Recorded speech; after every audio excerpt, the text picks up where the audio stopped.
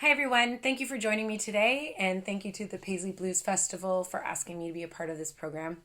My name is Megan Parnell, and we're going to do a vocal workshop of sorts.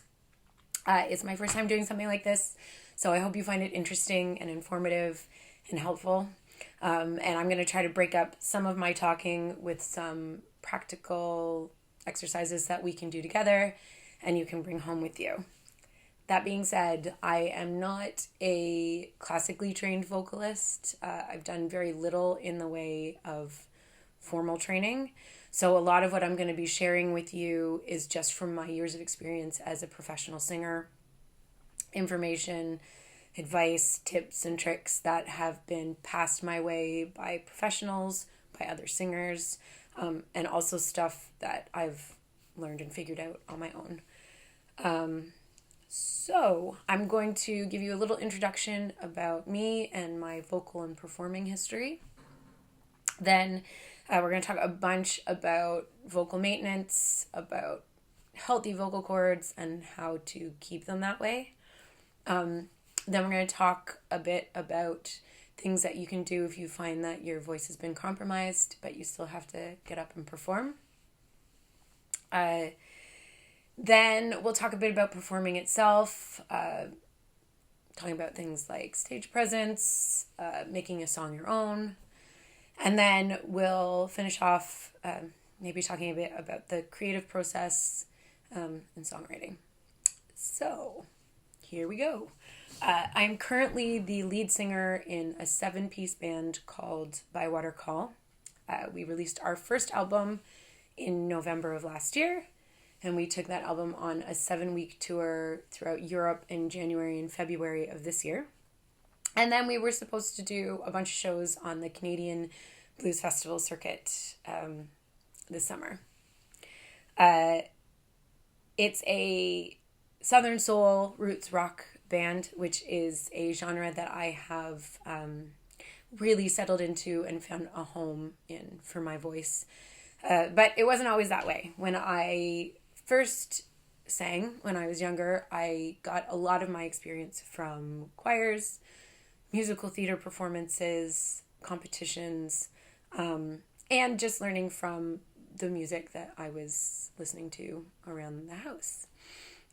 When I was younger, I identified very strongly as a soprano. That vocal range was very, very important to me. And it was something I was actually quite proud of. When I first started gigging professionally, I was given the opportunity to join 2 cover bands. Previous to that, I did not have a lot of consistent performing experience. So I went from doing pretty much nothing to joining 2 bands to one of those bands very shortly thereafter getting a contract in Morocco for 4 months, performing 6 nights a week in a smoky bar. So it was a really jump into the deep end situation, which I am thankful for in the end. I learned a lot. It was challenging. It was fun most of the time.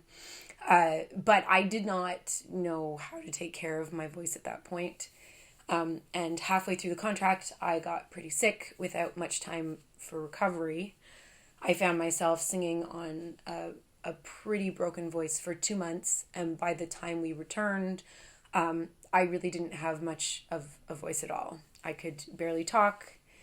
As you can imagine, it was pretty scary.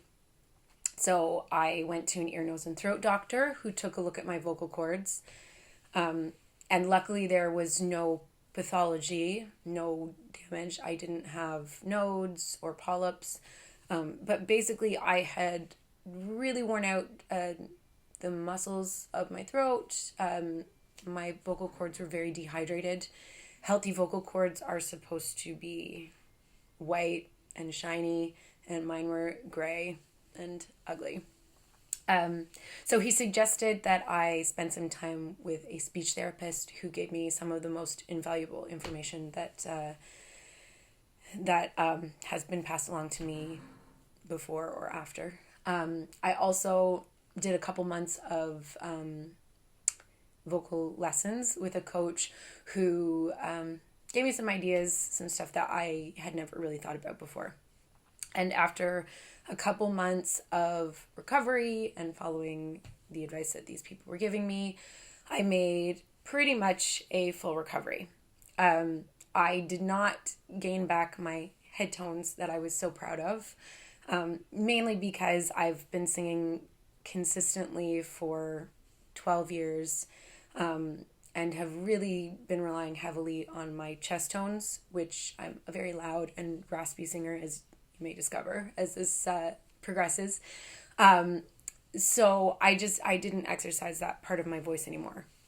However, as a testament to these techniques that I learned, I can do 20 some odd gigs in 20 some odd days and make it through okay. The tour that we were on, we did 36, 37 performances in 45 days. And I made it through with very little trouble.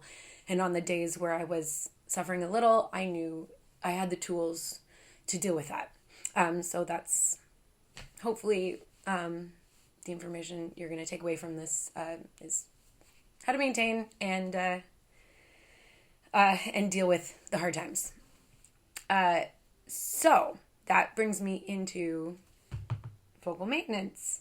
So 2 things that in my mind are the most important for having a healthy voice: water and sleep. I am really bad at drinking water, but I am trying to get better. The amount that was recommended to me was to try to drink at least 2 liters of water a day. This is a liter of water, so trying to take in 2 of those a day at least if you can. But the way that you drink water is just as important as how much you drink. So the amount that you drink at one time. If you take those 2 liters and you chug them, from what I've been told, that water goes to your major organs, and once those are saturated, the rest of it gets flushed out, and it never makes it to the smaller organs of your body. So in order for it to reach the little tiny muscles of your throat and the vocal cords, you need to sip water throughout the day, all day. And that will keep them hopefully nice and lubricated. Also, the temperature of your water, especially when you're doing a show, is important. Room temperature water is key. Cold water, and especially ice water, is not good. You've done your warm-ups, you're ready to sing, and then that cold water just very aggressively and quickly cools them back down again, and it's not good. So room temperature water, warm water if you want, cold water, no. Sleep is the best way for your voice to recover from a night of singing, or if you're sick, it's sleep. So any chance that you get to sleep in, take it. A lot of singers go as far as not speaking until a certain time of day to help that recovery process work even more. So sleep and water, huge. Then there is stretching and vocal warm-ups. So I had a lot of tension in my throat muscles and in my shoulder muscles, and holding that tension will restrict your vocal range. It'll make you put more pressure on your vocal cords and your throat muscles. So you really want to be relaxed. And part of the way you can encourage that relaxation of those muscles and keep it up is by stretching regularly. So we're going to do some stretches together. And I might look really silly doing this, but we're going to hold them. We're going to see what that actually feels like. And do these a couple times a day if you can. Do them before you sing for sure. Do them after you sing, before you go to bed. So there's 4 different stretches. First one, have your arms behind your back, and you're going to just angle the ear down to your shoulder, and you're going to hold for 25 seconds. And you should be feeling the the stretch all through there. Shoulders are down while you're doing your stretches. And breathing deep. And then you would do the same on the other side. I don't know if we're going to do a full 25. But when you're doing them at home, do them for 25 seconds.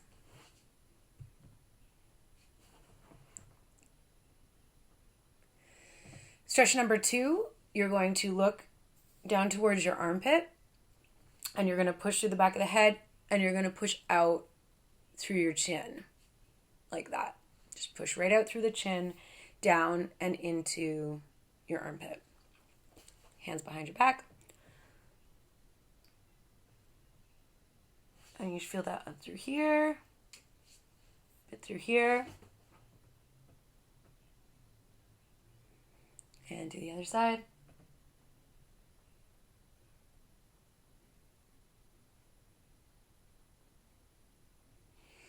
Next one, we're going to do the pushing out of the chin again, but instead of looking down, we're going to look up into a corner, pushing that chin out. And then that one you should get all through here.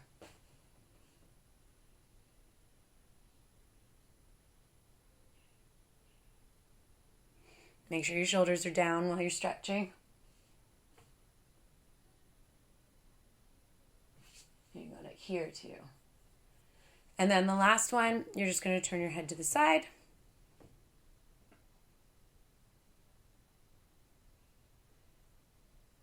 For 25 seconds on each side.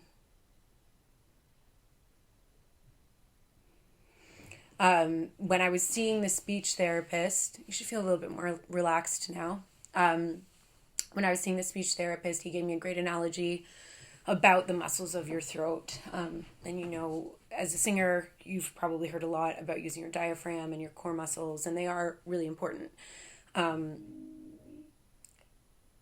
His analogy was your little finger muscles.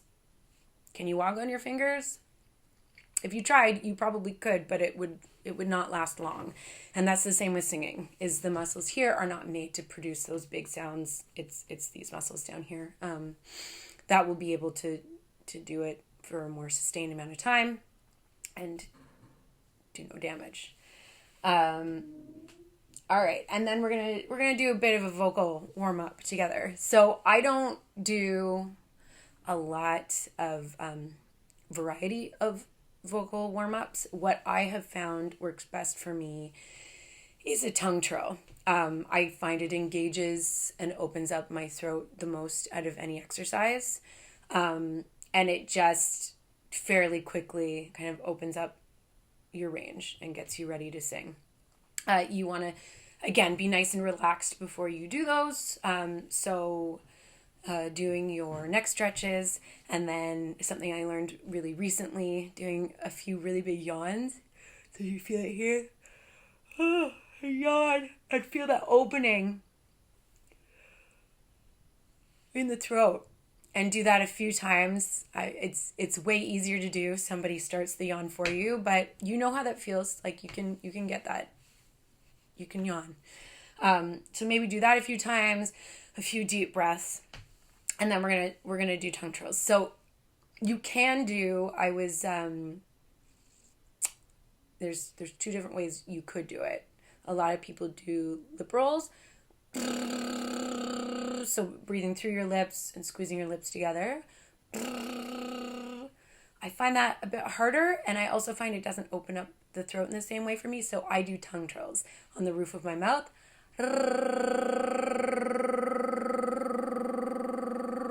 Feeling kind of an O shape open up in the back. And then you're just going to roll that from high down to low. I'm going to back off a bit because they get kind of loud, but we're going to do these together. So we're going to start high to low and just roll down from the top note you pick down to as low as you can go.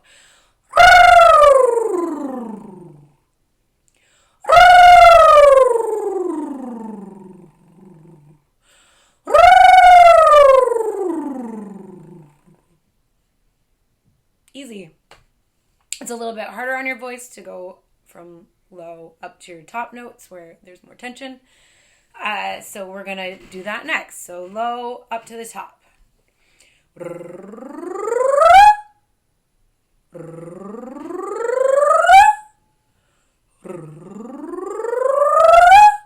And as many times as it takes for you to really feel like everything's relaxed and warm and ready to go.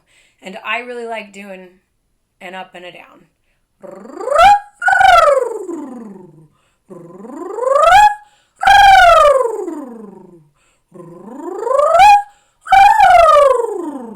Keeping that really open throat, kind of feeling the O, the shape of an O while you're doing that. It's just as important if you can remember to do your vocal warm-ups and your stretches after you sing. You don't want to go from an hour or two performance to your vocal cords abruptly cooling down. So if you can do those stretches and vocal exercises, if you can't do them right away, do them before you go to bed. And in the meantime, while you're socializing, put a nice warm scarf around your neck, especially if you're in a colder environment. So that's one way to keep taking care of it after your performance for the next day. So the one other thing that I learned that can help is, and this kind of goes back to sleep a bit, is meditation, which I have never gotten particularly good with, but in a pinch, I've found it has helped me. So there's two things you can do with meditation. If you can do it properly, I've been told that 7 minutes of meditation equals 7 hours of sleep, which would do wonders for your vocal cords. I have a hard time shutting off my brain like that, and we'll talk about kind of how to get into a meditative state if you can. But where I find it the most useful is if I'm having trouble sleeping. Because if you're tired and you try to meditate and you're having trouble sleeping, I find it's pretty good at putting me to sleep. So the way I do it is through circular breathing. So instead of stopping, you'll find when you breathe in and out, there's a moment where you're kind of holding your breath. Instead of that, you're going to think of breathing in a circle where that point that used to be a stop instead is just continuous. So you're like in, out, without stopping. You really have to concentrate on not having that holding your breath moment. While you're concentrating on your breath, you can use an image, some sort of a circular image that will help you. And that should be the only thing that you're thinking about. So background noises, once those kind of enter, that disrupts your meditative state, which is also why it's easier to do when you're laying in bed. Outside thoughts, you really want to kind of clear your mind of that and just breathe in circles. And maybe that'll help you get to sleep and get those 8 hours of sleep that you really need to repair your vocal cords from the night before. And one of the other things I want to say about all this is, in my opinion, the only way to really, really improve your vocal stamina is to sing. I think that's where my vocal stamina came from. For the last 11, 12 years, I've been singing minimum 2 days a week, up to 7 days a week, consistently. And I think that's really created the stamina in my vocal cords. You might not have the opportunity to sing that much right now, which is fine. Just make sure you're doing it at home. So not taking large chunks of time off, but just using those muscles, keeping them warm, and really working them in. So we're going to move on now to some information about when your voice has been compromised, when you've been sick, if you have a sore throat, if you're dehydrated, and you still have to perform. So there's some things that, information that was passed on to me that this is when I use it. So we're going to start talking a bit about acid reflux and food. So acid reflux has a pretty significant effect on your vocal cords. I don't suffer from it on a daily basis, so I only engage these rules when I'm feeling sick. There are certain foods you should avoid. Tomatoes, raw onions, coffee, just to name a few. Coffee, these are acidic foods, which encourage the acid reflux. Coffee is acidic, and the caffeine dries out your vocal cords, so that's important to know. So you might want to avoid that if you're not feeling well. Also, not good for your voice is talking. Talking can actually put way more strain on your vocal cords than singing itself does, especially if you're someone like me who sings at or talks at a lower frequency than they sing. So it puts added stress. If you're really good, then you can put this into practice in your everyday life. For me, I use it when my voice has been strained, is talking up in your nose. When you place your voice up in your nose, it relieves stress from your vocal cords. So we're going to try some of that together. What do we say? We'll say Peter Piper picked a peck of pickled peppers. That's how it sounds like when I say it normally. When I place it in my nose, Peter Piper picked a peck of pickled peppers. You're going to embody your inner valley girl. You will really feel the difference here.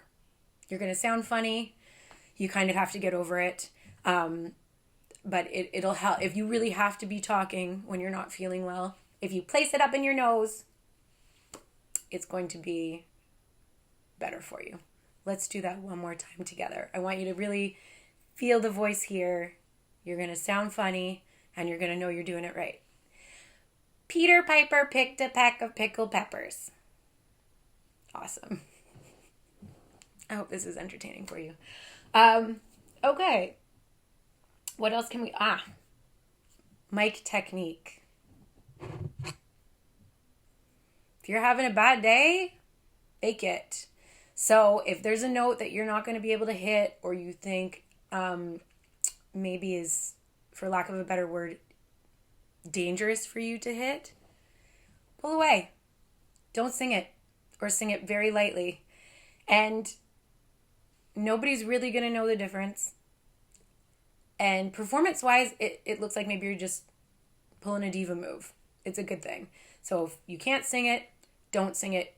Don't put the strain. Or choose a different note, which is something I do all the time.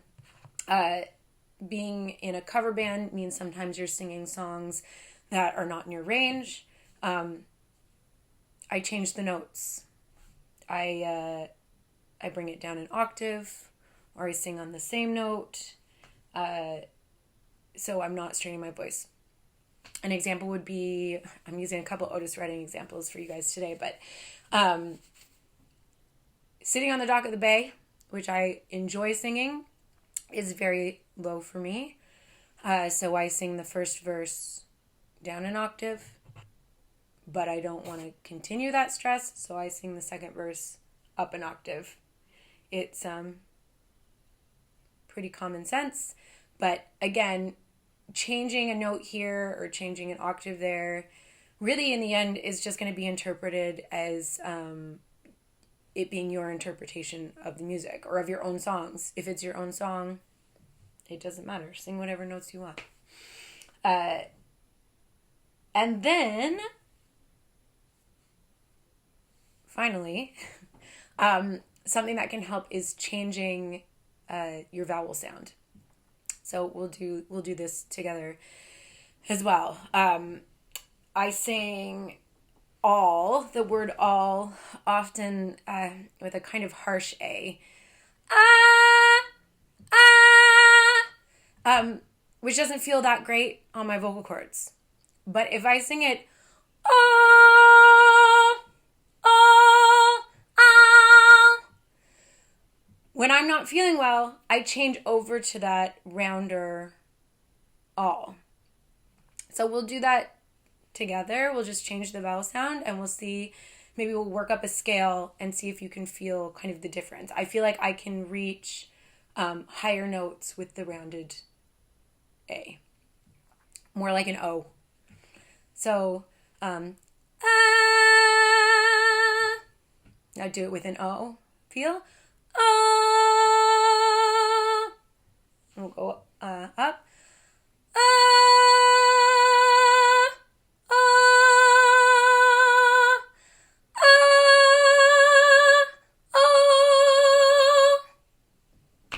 It's something you can play around with.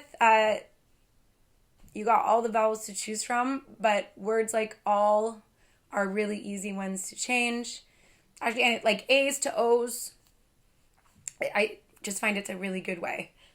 So, sorry if that was really loud, but I guess a song example would be Rolling in the Deep, which sometimes is a little high for me. Normally I would sing, could have had it all, rolling in the deep. When I'm not feeling well, could have had it all, rolling in the deep. So even on the deep, I'm taking that harsher E sound and I'm making it softer. So maybe try that with some songs that you find challenging and see if it makes it easier to hit those notes. When I was taking vocal lessons, the example I was using with the instructor on that technique was shook me all night long. Pretty high. That word all, doing exactly the same thing and turning it from a harsh A to a rounded, more of an O. And chances are nobody's going to hear the difference but you. So here you go. Those are most of the techniques that I use when I'm not feeling very well and I still have to sing. Just taking a sip of water. All right. Let's talk about performance a bit. So first of all, some of the more boring technical things out of the way. If you have a setup and you have a monitor set up, which could be anywhere from 1 monitor to 7 monitors, a monitor for each person in the band is obviously the ideal situation. And it is important for everybody to hear each other, but the vocalist is the performer who is most at risk health-wise if they can't hear themselves. So make sure you speak up for yourself. Make sure you can hear yourself in the monitor. Just do a good sound check. Be vocal. Make sure that you can hear yourself when you're singing. It's not just important for the health of your voice, it's important for your pitch. Obviously, for the tone. If you can't hear yourself, you don't really know what you're presenting to people. Mic technique really comes over time. The more you sing, the more comfortable you're going to get with it. Obviously, pulling away, either when you're singing very, very strongly or when you don't think you're going to quite hit a note if you're not feeling well, and when you're singing very softly to bring it in close. Most microphones are built to be used close to the mouth, so softer singing should be right up there in the grill. Holding a microphone, you should not be doing what I'm doing, and you really shouldn't be touching the cage if you can avoid it. I know you see a lot of people doing stuff like this. Holding the cage can create feedback. We don't like feedback, so try to avoid it if you can think about it. As a vocalist, there's many different ways to express yourself on stage. So if you like jumping around, running all over the place, that's amazing. And there's always something really entertaining about a high energy performance like that. I do, if I have a big stage, I make a point of moving around. For me, the biggest thing with my stage presence is to communicate and connect directly to the audience.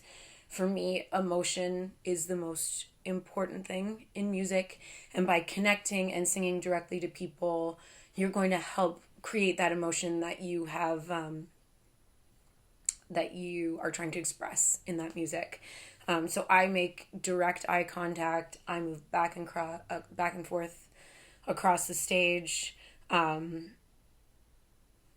Closing your eyes when you're feeling it, do it. But I find people who close their eyes for an entire performance, it actually can get kind of distracting. And vocal dynamics are really important in terms of your emotion. So I'm a loud, rough singer, but if I engaged my max volume and my maximum roughness with every note I sang, that would probably become pretty abrasive, and that emotion of being loud and raw and in your face would get lost because it's become one note. So really think about the volume and the tone of your voice and when it's appropriate. And that within each song, if you can, to create a journey, not just with the lyrics, but with the way that you're singing your notes. So that's, not a lot of information about stage, about your stage presence. But for me, it's the be all and end all is the connection and the emotion with the audience. And I learned a lot of things about the way to move your body from watching other people. I went through a phase where I got a bunch of concert DVDs of performers that I liked. And I just watched what they did, listened to what they said, and watched other singers and performers around me. It all feels really awkward if you're really new to being on stage. It's exposed and it's awkward, and you just kind of have to get used to it. And I think it's really important to be your authentic personality. If you're making stuff up, sometimes it comes across. And another part about your own personality on stage is how you interpret vocally the tunes that you sing. So if you're doing covers, and most of the time, well, we've all done covers on stage, is making that tune your own. So one of the ways that I learned to do that is to take a tune that I wanted to sing, and I will try to find, I don't play an instrument, unfortunately, so I will try to find a karaoke track, and I'll sing along to it the way I know it, and then I'll start playing with the notes and picking out, oh, that sounds really interesting, and trying that in a few places. Maybe listening to a few different performances of a tune and seeing different ways it has already been performed, and then interpreting that into your own. If the vocal range is a bit beyond you, then that's an opportunity to manipulate the notes and make them your own as well. So as an example, Try a Little Tenderness, again, Otis Redding, is one of my favorite tunes, and I started singing it years ago, and I was singing it pretty much the way Otis sings it, which for him is awesome, and for me was not very impactful. Oh, she may be weary. Young girls, they do get weary wearing that same old shaggy dress. The notes for me, I find, aren't as impactful as I felt like they should be. So I looked up a karaoke version of the tune. I sang it a bunch of different ways. I took some recordings of it and figured out my own way to sing it. Oh, she may be weary. Young girls, they do get weary. Wearing that same old shaggy dress. Oh, but when she's weary, why don't you try a little tenderness? Yeah. Didn't come out exactly the way I meant it to, but I think you get the idea. So just playing around with it and listening to yourself is important. Record yourself, listen back to what you're doing. It doesn't always come across the way you think it does in the moment. So same with watching your stage presence. Take video of your performances, take a look at it, pick out what you like, pick out what you don't like, and then try something else. For sure. It's all an experiment. So that's stage presence for you. So we can talk, I'm going to talk a little bit about songwriting. So, I find this difficult to talk about because I still feel like I'm pretty new at it, and I still feel like I'm figuring out my flow. And I find it difficult because I don't play an instrument. Pretty much all my stuff is co-writing. I have a partner in my original band in Bywater Call, and I've had friends who sat down and done co-writing with me before. And I do have to say, co-writing is extremely helpful, especially if you're just getting started and feel really self-conscious about what you're doing. So find somebody, sit down, work on something together. You don't have to use it. And that's one of the most important things about songwriting in general, is if just, write down a chorus a day or a line a day or something, and at least you're using those muscles. And then in the end, being choosy with that stuff. So more is better, so that you can weed out and pick out the best stuff to use. When I'm looking for inspiration, when I'm having trouble, I know I want to do a song that's something like this. So I go to a few songs that are something like the thing I want to do, whether they have the groove. You've got to know what your tempo is going to be. You want to know what the style of the tune is going to be. So finding a few tunes like that and gaining inspiration there. And then sometimes what I'll do is I'll pick an artist in that genre where I'm maybe not familiar with a particular song, and finding a solo section in that song and just singing along with that on my own. So I have no idea what their vocal melody sounds like. I'm just working with a groove and a chord structure to get something started. And then refining it from there, changing the chords a bit. And obviously you've, within that, come up with your own vocal melody. When I'm struggling sometimes for lyrics, I read. So reading is really key. Come up with a line in a book that sounds really awesome, and then just trying to build a song around that.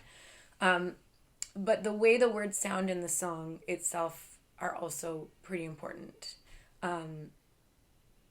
So if I'm trying to put something together, sometimes I'll just sing a bunch of nonsense that has the sounds to it that I want. The words don't necessarily have to make sense. I'm just trying to come up with a melody. Once you like that melody, you can come back to it and you can be like, okay, I really like the sound of this nonsense word here. What's a word that sounds like that fits, that you can actually start building a coherent lyric around?